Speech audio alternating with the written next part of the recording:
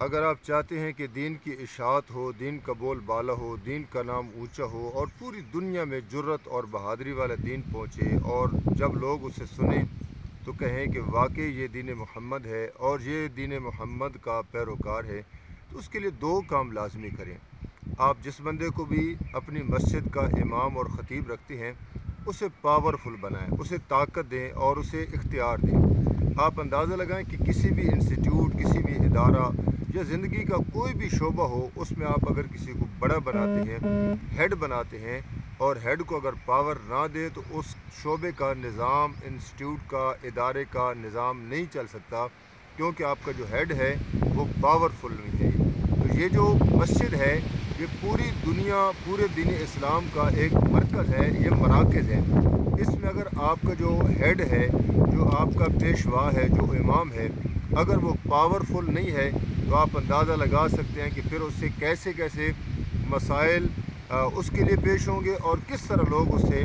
اپنی مرضی کے مطابق فتوے حاصل کریں گے۔ پہلی بات تو یہ ہے کہ اسے پاورفل بنائیں، اسے طاقت دیں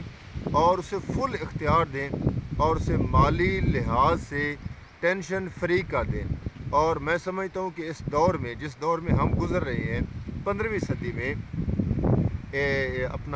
15ویں صدی میں، اس میں آپ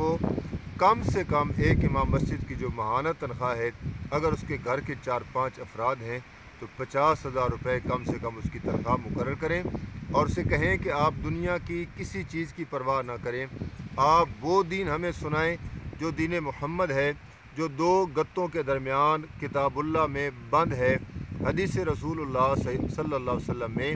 بند ہے، آپ ہمیں وہ بتائیں اور وہ عمل بتائیں جو صحابہ کرام نے کر کے دیا ہے۔ آپ کسی کی پرواہ نہ کریں، آپ کو فری ہینڈ ہے،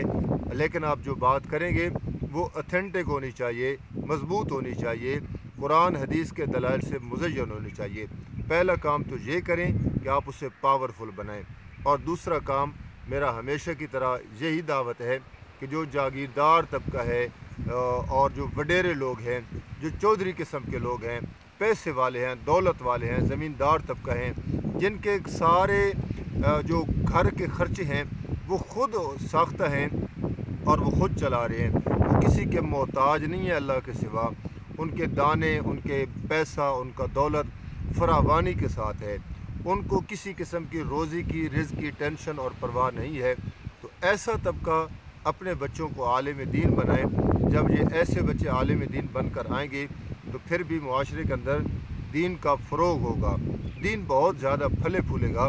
کیونکہ جو بندہ امام مسجد ہو یا مسجد کا خطیب ہو یا دین کا مبلغ ہو، جب تک وہ یہاں مینٹلی طور پر، ذہنی طور پر فریش نہیں ہوگا، کسی بھی قسم کا خوف اس کے دماغ میں نہ ہو، کسی قسم کا لالچ اس کے دماغ میں نہ ہو، کسی قسم کا ڈر اس کے دماغ میں نہ ہو اور کسی قسم کا طمع اس کے دماغ میں نہ ہو، تب وہ دین کا کام کر سکتا ہے۔ تو یہ دو کام کریں، انشاءاللہ دین محمد صلی اللہ علیہ وسلم کا فروغ ہوگا اور پوری دنیا میں دین جائے گا۔